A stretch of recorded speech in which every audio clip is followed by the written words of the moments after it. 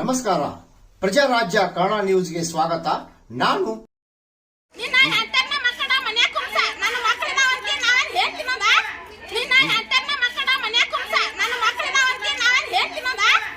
ಮಹಿಳಾ ದಿನಾಚರಣೆ ಎಂದು ಮಹಿಳೆಯರು ರೊಚ್ಚಿಗೆದ್ದು ಸಾರಾಯಿ ಅಂಗಡಿಗೆ ಬೀಗ ಜಡಿದು ಪ್ರತಿಭಟನೆ.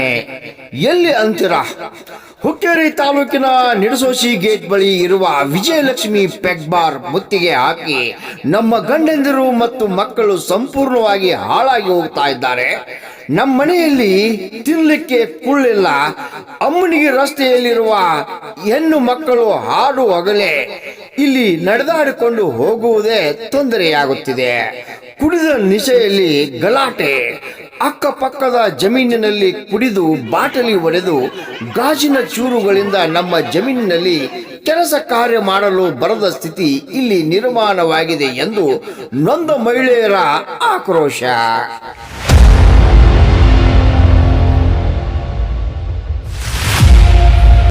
ಇಲ್ಲಿ ಸಣ್ಣ ಸಣ್ಣ ಮಕ್ಕಳ ಅವು ನಾಳೆ ಇದ ಚಟಕ ಬೀಳ್ತಾವ್ರಿ. ನಮ್ ಹೊಲದಾಗ ಕಸ ಕೆತ್ತಬೇಕಾದ್ರ ಕಾಜಿನ ಚೂರೆಲ್ಲ ಕಾಲಿಗೆ ಚುತ್ತಾತಾವ್ರಿ. ಬಾಟ್ಲಿ ಕುಟ್ ಕೂಡ ಒಬ್ಬೊಬ್ರ ಹೊಲದಾಗ ಹೋಗಕ್ ಆಗವತ್ರಿ. ನಮಗ ನಾಲ್ಕು ಜನ ಕುಂತು ಸೆರೆ ಕುಡಿಯತಾರಿ. ದಯವಿಟ್ಟು ನಿಮ್ ಕೈ ಮುಗಿದು ಕೇಳ್ಕೊತೇನೆ, ಇಲ್ಲಿ ತೆಗೀರಿ. ಮುಂದಿನ ಪೀಳಿಗೆ ಅವ್ರ ಭವಿಷ್ಯ ರೂಪಿಸ್ಕೋತೇವ್ರಿ. ನಾವು ಬರೋದ್ ಚಡಾಗಿದ್ರಿ, ಸಾಯದವ್ರಿ ರೋಡ್ ನಿಲ್ತಾರ.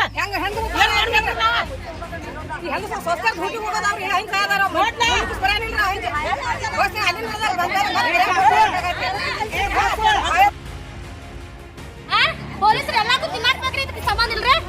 ಪೊಲೀಸ್ ನಡೆಯೋದು ಇದಕ್ಕೆ ಸಂಬಂಧ.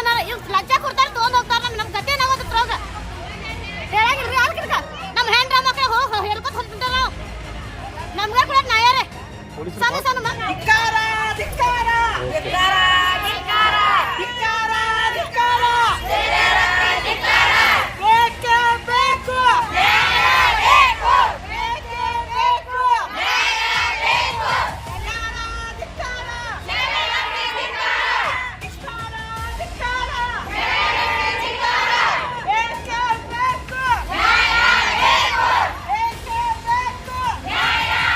ನಿಡಸೋಶಿ ಗೇಟ್ ಪೆಗ್ ಬಾರ್ ಬಂದ್ ಮಾಡುವಂತೆ ಅಬಕಾರಿ ಅಧಿಕಾರಿಗಳಿಗೆ ಹಾಗೂ ಪಿಡಿಒಗೆ ಮನವಿ ಪತ್ರ ಸಲ್ಲಿಸಿದರು. ರಾಮಗೌಡ ಪಾಟೀಲ್, ಪ್ರಜಾರಾಜ್ಯ ಕನ್ನಡ ನ್ಯೂಸ್, ನಿಡಸೋಶಿ ಗೇಟ್.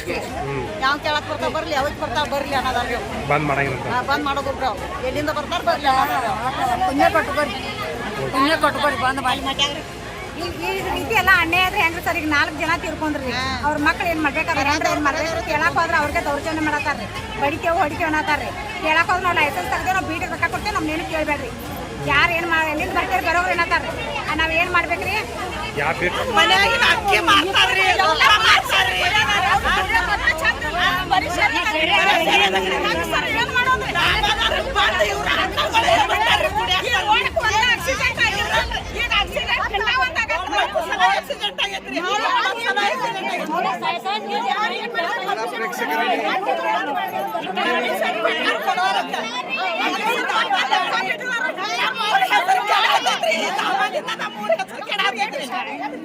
ಅಮ್ಮನಿಗೆ ಊರ ಮನೆ